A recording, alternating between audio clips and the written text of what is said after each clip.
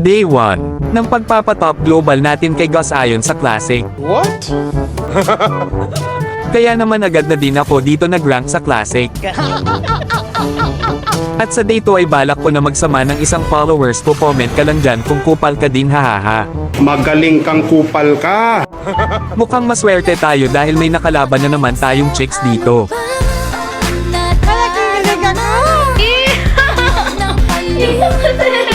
Mukhang mahiyain si ate, napakalayo niya sa camera at di pa kita ang mukha niya. Hindi ko tuloy makita ang ugali niya.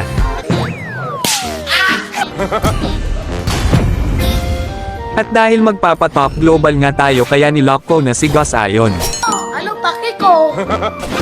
Ito nga pala ang item at emblem na gamit ko kay Gus ayon. Wow! Screenshot nyo na guys kung gusto nyo din magpa-top global. Sana all.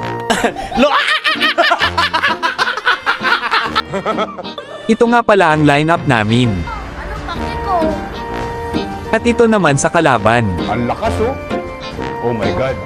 Shoutout nga pala sa inyo mga idol at thank you nga pala sa mga palaging nakasuporta sa akin dyan, mabuhay kayo hanggat gusto nyo. Let's go, boy! Pero bago yan, kung hindi ka pa nakafollow sa aking page, Anong kailangan kong gawin? Gago! Ah, shit. Here we go again.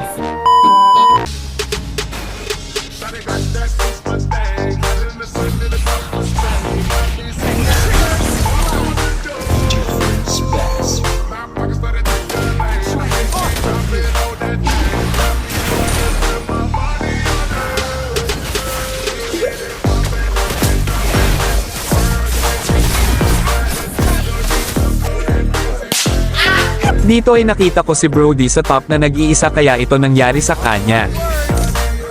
Wow!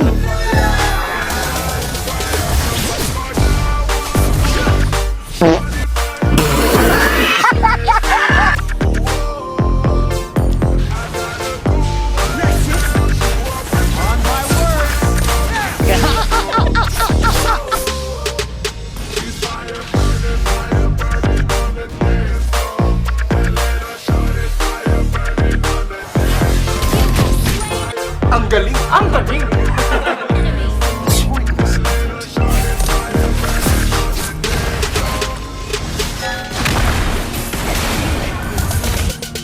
Our turret has been destroyed. Dahil nakaka-item na ako kaya ito ginawa ko sa kanila. Ang lakas oh! Oh my God! Wow! Wow! Wow! Naman!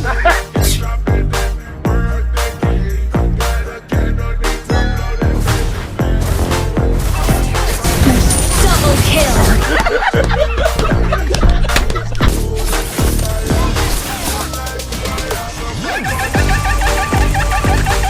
Dahil busy sila sa clash sa top kaya naman bigyan na din natin itong mid lane.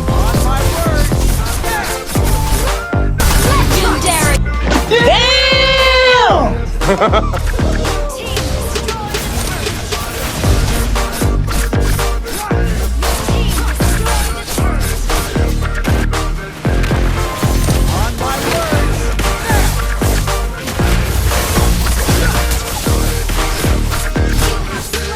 Dahil mahihina lang naman mga kalaban kaya nag-lord na lang ako. Wow!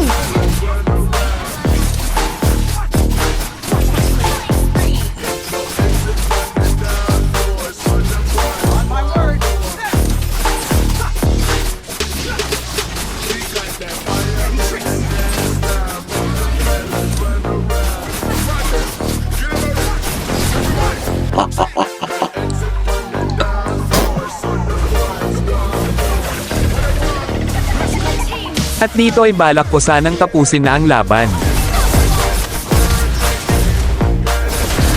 Kaso ay nabigyan ako dito. Pero tinapos na din ng kampi ko dahil kunti na lang buhay ng tore nila. Salamat sa panunood, sana wala kayong natutunan. Victory. At nakapag-MVP pa nga tayo.